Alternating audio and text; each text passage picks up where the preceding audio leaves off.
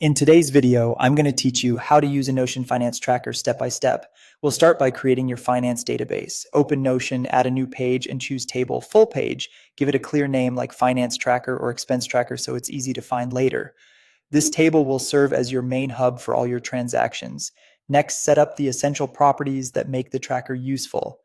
Add a date property to log when each transaction happened. Create a description property as plain text to note what it was for.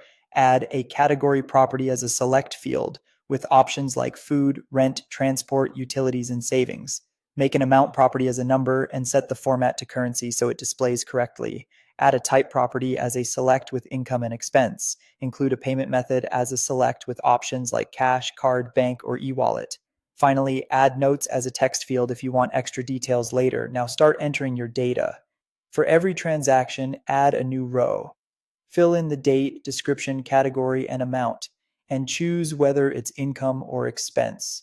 Consistency here will make your reports accurate and easy to understand. To focus on current spending, create a monthly view. Add a new view as either a table or a board, and set a filter where date is within this month. This automatically keeps you looking at the most relevant entries. To calculate totals correctly, add a formula property and name it net amount. Enter this formula exactly. If prop type equals expense, prop amount, and this converts expenses into negative numbers while leaving income positive. To see your balance at a glance, scroll to the bottom of the net amount column, click calculate, and choose sum. That total represents your monthly balance for the filtered view.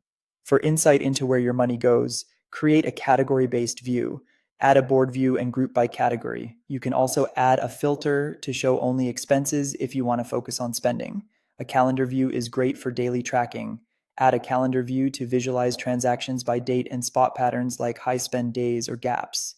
If you want budgeting, create a separate budget database with category and monthly limit.